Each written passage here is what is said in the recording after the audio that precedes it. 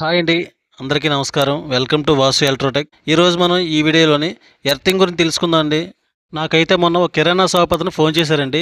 కిరాణా shop ఆయన ఏమంటున్నారంటే, fridge shock కొడుతుందండి. ఎవరైనా కస్టమర్ వచ్చినప్పుడు డ్రింకులు కానీ లేకపోతే పాలు పెరుగు ప్యాకెట్లు ఇవన్నీ ఫ్రిడ్జ్లో మనం పెట్టుకుంటాం కదా, అవి తీసినప్పుడు ఏంటంటే ఫ్రిడ్జ్లో నుంచి షాక్ కొడుతుందని గట్టిగా అంటున్నారు.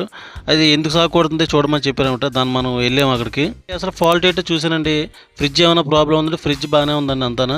అయితే ఎర్తింగ్ అయితే పర్ఫెక్ట్గా లేదండి. దానికి చెక్ చేశాను నేను. చెక్ చేసిన తర్వాత ఎర్త్ అయితే వేయించుకోవాలని, ఎర్త్ లేదన్నాను. ఓకే చేయండి అన్నారు. మీరు కూడా మీ ఇంట్లో ఏంటంటే ఎప్పుడైనా మిషన్ కానీ ఫ్రిడ్జ్ కానీ గ్రైండర్స్ కానీ ఇటువంటి ఎక్విప్మెంట్ వాడినప్పుడు మనకి ఎర్తింగ్ అసలు పర్ఫెక్ట్గా ఉండాలండి. ఎర్తింగ్ అనేది పర్ఫెక్ట్ లేకపోతే షాక్ కొట్టే ప్రమాదం ఉంటుంది అనమాట. లీకేజ్ కరెంట్ వల్ల కానీ ఎక్విప్మెంట్ డ్యామేజ్ అవ్వడం వల్ల కానీ ఎర్త్ అనేది మనకి డైరెక్ట్ కరెంట్ షాక్ కొడుతుంది. సింపుల్గా మనం టెస్ట్ ల్యాంప్తో చెక్ చేసుకోవచ్చండి. ఒక వైర్ ఏమొచ్చి ఎర్త్ వైర్లోని, అలాగే బల్బ్ హోల్డర్లోని, ఇంకో వైర్ ఏమొచ్చి ఫేస్ వైర్లోని ఈ విధంగా పెడితే లైట్ ఫుల్గా గ్లోగా వెలగాలండి. లైటింగ్ ఫుల్గా వచ్చి వెలిగితే ఎర్తింగ్ బాగా పర్ఫెక్ట్గా పనిచేస్తున్నట్టు. లేదు లైట్ బాగా వెళ్ళలేదు మనకి అనుకుంటే ఆ కండిషన్లోని మనకి ఎర్తింగ్ అయితే లేదని అర్థం. ఎర్తింగ్ అయితే అప్పుడు పర్ఫెక్ట్గా చేయించుకోవాల్సి ఉంటుంది. అయితే ఎర్త్ రావట్లేదండి, అంటే ఎర్త్ మనం చేద్దాం. ఇప్పుడు డొమెస్టిక్ ఇంట్లోనైతే ఈ విధంగా చెక్ చేసుకోవచ్చండి. అదే ఇండస్ట్రీలోకి వెళ్తే మాత్రం ఎర్త్ మేకర్ అయితే వాడతాం అనమాట. అయితే 4-5 రకాలు ఉంటుందండి.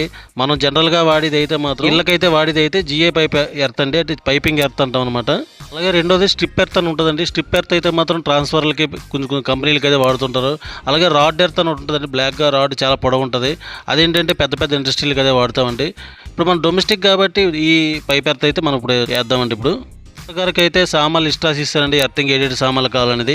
ఆయన సామాన్లు తెచ్చి ఫోన్ చేశారు, వర్క్ స్టార్ట్ చేయమన్నారండి. ఏమి కావాల్సి ఉంటుందంటే జిఏ పైప్ కావాలండి, అలాగే ఎర్త్ వైర్ కావాలి, అలాగే కాపర్ వైర్ అయినా కావాలి, అలాగే బుగ్గులు కావాలండి, ఉప్పు కావాలి. ఇవన్నీ కూడా కల్లుప్పు అనమాట. ఇవన్నీ మనం కూడా ఉంటే మంచిదండి.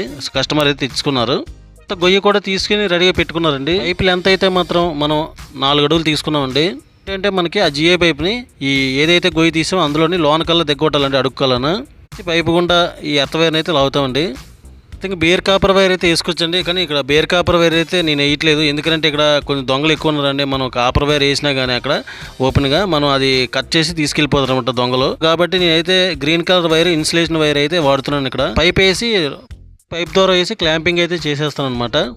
ఇది అయితే 2.5 స్క్వేర్ వాడుతున్నానండి. ఈ ఎర్తింగ్కి సామాన్లు మెటీరియల్ విషయానికి వస్తే డబ్బులు ఎంత అవుతుంది అనుకుంటే మీకు 1000 రూపాయలు చిల్లర అవుతుందండి. 1000-1200 చిల్లర ఇవన్నీ సామాన్లు అన్నిటికి అవుతుంది. అంటే ఈ ఉప్పు బొగ్గులు కానీ, పైపు కానీ, వైర్ కానీ, ఎర్తింగ్ పైపు ఇవన్నీ కూడా అయితే ఈ విధంగా వేసుకొని పైపుల్లో పెట్టుకొని క్లాంపింగ్ అయితే చేసేస్తామండి పర్మనెంట్గా. ఈ విధంగా క్లాంపింగ్ అయితే చేసుకోవాలి. పైప్ సైజ్ విషయానికి వస్తే 20 mm అండి, అంటే 3/4 పైప్ అంటాం. అలాగే బెండ్లు తీసుకోవాలండి. బెండ్లు కూడా 6 రూపాయలు 7 రూపాయలు ఉంటుంది ఒకటిని. అలాగే 20 mm నెయిల్ క్లాంపులు కూడా పడతాయండి. 20 mm నెయిల్ క్లాంపులు అయితే మీకు 2 రూపాయలు 3 రూపాయలు అలా ఉంటుందండి.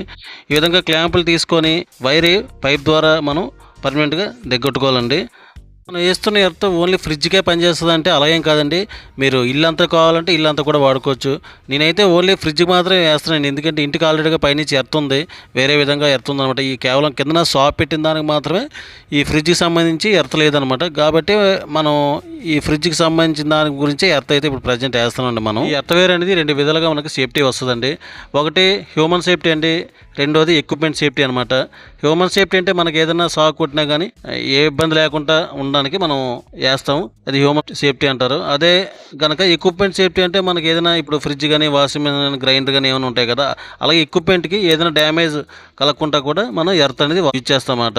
అలాగే సర్వీస్ ఛార్జ్ విషయానికి వస్తే మాత్రం 500 తీసుకుంటాం, దగ్గరలో ఉంది కాబట్టి. అదే దూరంగా అయితే ఇంకా ఎక్కువ అమౌంట్ తీసుకుంటాం. ఎర్త్ అసలు ఎలా పనిచేస్తుంది అంటే ఏదైనా ఎక్విప్మెంట్ ఏదైనా షార్ట్ సర్క్యూట్ అయినా కానీ మనకి ఎర్త్ అనేది కాపాడుతుంది. అంటే లీకేజ్ కరెంట్ లేకుండా సర్క్యూట్ క్లోజ్ అవుతుంది అనమాట. మనిషి ద్వారా, భూమి ద్వారా వెళ్ళి మనం ఎర్త్ ద్వారా మనకి సర్క్యూట్ అనేది క్లోజ్ అయ్యి మనిషికి మనకి డ్యామేజ్ అవ్వకుండా ఉంటుందండి. పైప్ని అయితే ఈ విధంగా భూమిలో పెట్టి దిగ్గొట్టాలండి, గట్టిగా లోతుకాలన. పైకి మాత్రం అంటే గ్రౌండ్ లెవెల్కి వస్తే సరిపోద్దండి. గ్రౌండ్ లెవెల్ వచ్చేదాకా మనం పైప్ అనేది దిగ్గొట్టాలి. ఫస్ట్ పైప్ దిగ్గొట్టి మనం ఏదైతే మనం ఎర్త్ వైర్ నుంచి బోర్డులో, స్విచ్ బోర్డులోంచి మనం ఎర్త్ వైర్ కొత్తగా ఇప్పుడు లాగాము, ఆ వైర్ని ఏమొచ్చి ఆ పైప్కి నట్ అండ్ బోల్ట్ వేయించి కనెక్షన్ అయితే ఇవ్వాలండి. ఈ విధంగా ఇన్సులేషన్ తీసుకోవాలి. ఫస్ట్ కాపర్ను కూడా బాగా ఫైల్ చేయాలండి బాగా, అంటే ఏదైనా ఇంకా క్లియర్గా కూడా మనం ఈ విధంగా చేస్తే కనుక ప్యూర్ కాపర్ అనేది మనకి బయటకు వస్తుందండి. ఈ విధంగా చేసిన తర్వాత శుభ్రంగా ట్విస్ట్ చేసుకోవాలండి వైర్ని, కాపర్ వైర్ని గుండ్రంగా తిప్పుకోవాలన్నమాట. ఈ విధంగా తిప్పిన తర్వాత మనం డబుల్ వాచర్ అయితే ఈ విధంగా పర్ఫెక్ట్గా టైట్ అవుతుంది అనమాట. అప్పుడు డబుల్ వాచర్ వేసుకొని అప్పుడు పైపుకి పెట్టి నట్ బోల్ట్ వేయించాలన్నమాట. ఇలాగా 2 సైడ్లు కూడా తిప్పాలండి. 2 సైడ్లు కూడా తిప్పితే కనుక మనకి పర్ఫెక్ట్గా అనేది ఎర్త్ అనేది వస్తుంది అనమాట. మనకి చూసారా, నేను తిప్పాను. ఆపోజిట్ సైడ్ కూడా మనం వైర్ పెట్టి అలాగే వాచర్ పెట్టి ఫుల్గా టైట్ అయితే చేసుకోవాలండి. ఈ వీడియో అనేది జనరల్ వ్యూవర్స్కే కాకుండా కొత్తగా ఎవరైనా ఎలక్ట్రికల్ వర్క్ నేర్చుకున్న వాళ్ళకి అంటే కుర్రోళ్ళు నేర్చుకుంటారు కదా వరకు, వాళ్ళు కూడా చూస్తే ఏంటంటే పూర్తిగా మీకు ఉపయోగపడుతుందండి. ఈ విధంగా 2 పక్కల వాచర్లు వేసి నట్ బోల్ట్ అయితే వేసుకొని ఫుల్ టైట్ అయితే చేసేయాలండి. స్పానర్తో టైట్ చేయాలి. స్పానర్తో టైట్ చేస్తే ఏంటంటే ఫుల్గా టైట్ అనేది మనకు అవుద్ది అనమాట. చూసారు కదండి, ఫుల్గా టైట్ అయితే చేసామను స్పానర్తో టైట్ చేసిన తర్వాత మనం ఈ వైర్ అయితే ఇప్పుడు ఏంటంటే ఉప్పు బొగ్గులు ఇవన్నీ మనం వేసుకోవాలండి.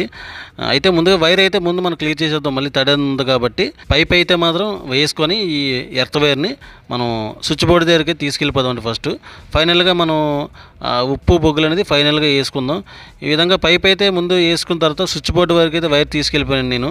దీనికి డిస్టెన్స్ పెద్దగా లేదండి, ఒక 10 మీటర్ల లోపు అయితే ఉంది.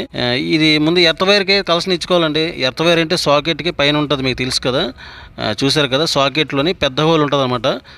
పెద్ద కణం ఎక్కడైతే ఉందో అక్కడ మనం ఈ ఎర్త్ వైర్ని, ఈ భూమి నుంచి వచ్చిన ఎర్త్ వైర్ని మనం అందులో ఇచ్చుకోవాలన్నమాట. అందులో ఇస్తే కనుక మనకి ఎర్త్ అనేది అప్పుడు పర్ఫెక్ట్గా వస్తుంది.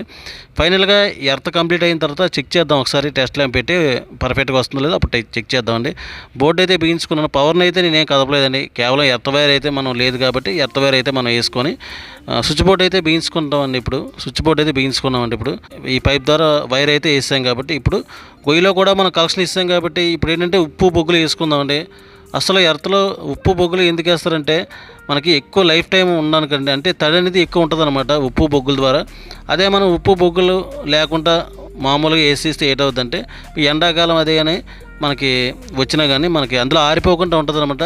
అంటే తడి అనేది ఎప్పుడూ ఉండాలండి దానికి. ఎర్త్కి తడి అనేది పర్ఫెక్ట్గా ఉంటే కనుక ఎర్త్ అనేది మనకి పర్ఫెక్ట్గా వస్తుంది. రెసిస్టెన్స్ వాల్యూ అనేది మనకి పర్ఫెక్ట్గా వస్తుందండి. ఈ ఉప్పు బొగ్గులు కూడా వేసినప్పుడు కూడా ఒక రౌండ్ వేయాలండి. అంటే ఒక రౌండ్ బొగ్గులు వేసామంటే ఒక రౌండ్ ఉప్పు వేయాలి, మళ్ళీ కొంచెం ఇసుక వేయాలి. అలాగే స్టెప్ బై స్టెప్ వేయాలండి. ఉప్పు బొగ్గులు ఇసుక అలాగే ట్రిప్లుగా 3 స్ట్రిప్పులుగా వేసి సగం పైన అయితే గోతులో వేసుకోవాలండి. తర్వాత మనం ఇసుక మట్టితో అయితే మనం గొయ్యిని కప్పేసుకోవచ్చు. ఏంటంటే మనం ఫ్రిడ్జ్కి వేస్తున్నాం కాబట్టి హెవీగా ఎర్త్ అయితే వేయట్లేదు, ఇది సరిపోద్దండి దీనికి ఎర్త్. అదే మనకు ఇండస్ట్రియల్ కానీ లేకపోతే చెప్పాను కదా పెద్ద పెద్ద కంపెనీలకు కానీ సబ్ స్టేషన్లు కానీ ఇలా వాటికి ఏంటంటే ఇంకా హెవీ ఎర్త్ అనేది మనం వాడుకోవచ్చు అనమాట. పక్కన ఎటువంటి ప్లేస్ కూడా లేదనమాట. అందువల్ల ఏంటంటే తార్ రోడ్డు మీద కొంచెం కార్నర్లోని మనం గొయ్యి అయితే తీసుకోవడం జరిగింది. ఈ విధంగా అన్ని ఉప్పు బొగ్గులు వేసిన తర్వాత మట్టి అయితే మనం కప్పేసుకుంటామండి.